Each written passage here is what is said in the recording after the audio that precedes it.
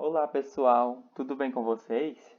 Hoje irei apresentar um breve seminário discutido na disciplina de Estágio Supervisionado 2 Agroindústria, com o tema intitulado Controle de mastite, tendo como professor da disciplina o professor Carlos Augusto Alanes Clemente.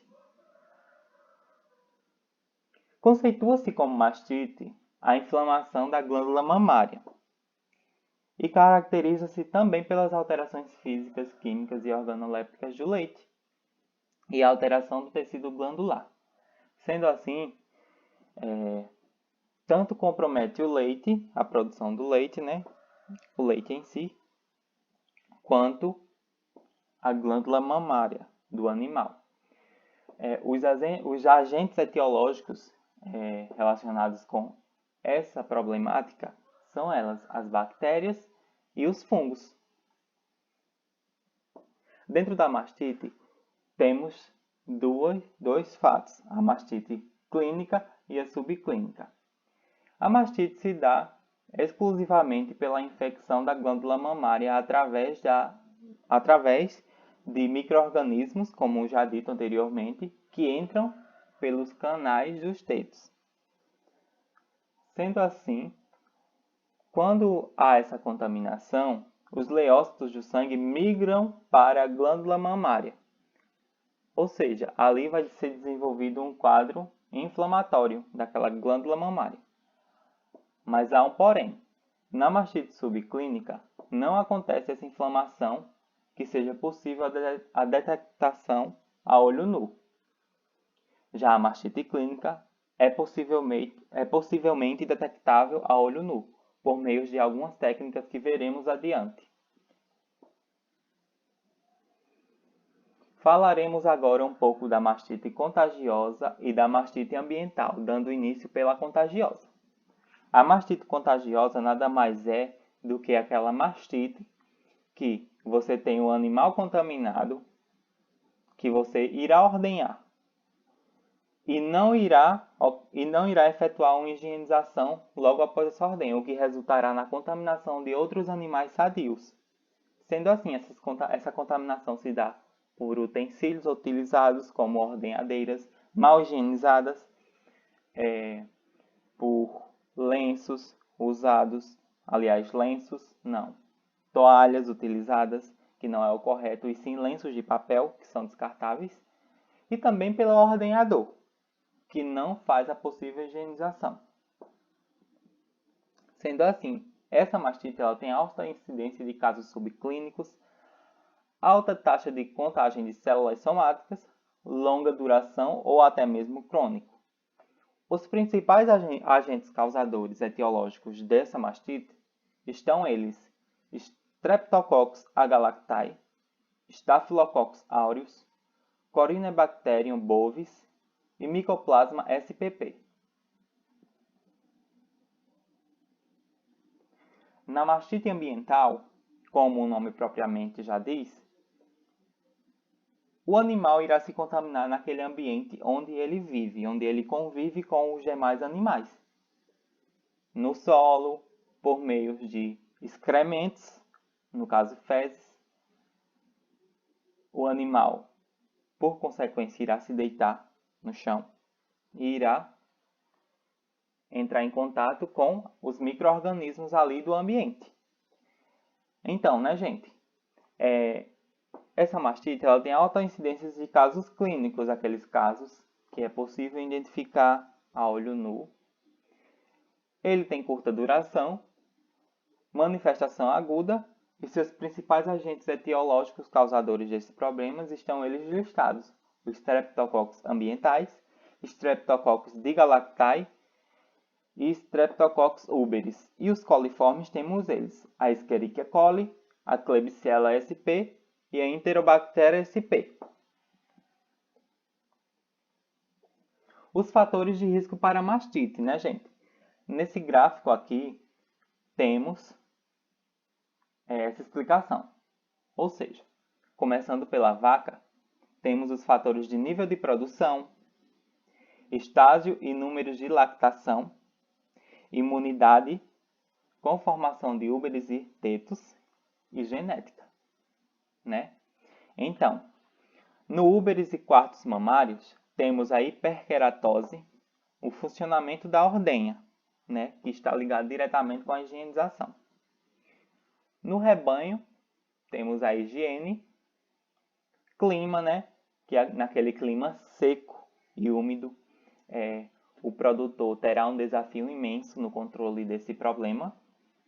A nutrição do animal, que está diretamente ligado com a imunidade do mesmo, né? Porque se o animal não tem uma determinada nutrição balanceada, a sua imunidade irá cair, sendo assim o animal ficará mais suscetível a infecções e a ataques de micro-organismos. O conforto, instalações que venha propor um bem-estar animal e não ocasionar a ele o estresse, né? E o perfil dos agentes causadores, que são eles os micro-organismos. Então, começando no controle da mastite, temos o diagnóstico da mastite clínica, que é efetuado no pré-dipping. Então, nessas duas imagens vemos uma imagem vemos o apalpamento, quase não saía, gente, da glândula mamária para se identificar alguma rigidez, alguma anormalidade naquela glândula mamária. E na seguinte imagem vemos uma pessoa retirando os primeiros jatos de leite antes da ordenha, na caneca de fundo escuro e telado. Sendo assim, se apresentar grumos no fundo dessa caneca, ali é um índice de mastite clínica. Sendo assim, o animal deve ser isolado e iniciar os tratamentos adequados com ele. Controle da mastite. Ainda falando no controle da mastite, temos o diagnóstico da mastite subclínica, que está relacionado com a contagem das células somáticas. Então, nessa etapa, é a etapa que não é possível se identificar a olho nu o problema. Então, utilizamos o teste California Mastite Test, que é o CMT, né? Que se utiliza de uma solução de detergente aniônico. Essa solução, ela vai identificar ali se tem uma taxa considerável de células somáticas presente naquele leite. E o que são células somáticas? São as células de descamação da pele e as células de defesa, né? Então, como é que esse teste funciona? Ele funciona da seguinte maneira: com a raquete, o produtor ou o veterinário mesmo vai colocar jatos de leite em cada lugarzinho ali, em cada extremidade não, em cada espaçozinho ali daquela raquete. Quando ele coloca, por exemplo, 2 ml, para cada 2 ml de leite vai 2 ml do detergente aniônico. Se esse detergente ele gelatinizar, isso quer dizer que ali tem uma presença considerável de células somáticas. Então, esse animal também deve ser isolado para os devidos cuidados com ele. Pós-dipping higiene. Essa é a etapa logo após a ordenha. Ela consiste em usar uma solução de iodo, né? Os tetos são imergidos nessa solução, que é uma solução germicida, né? Essa solução ela vai, digamos que, selar o canal do teto, impedindo assim a entrada de micro-organismos, né? E evitando a mastite.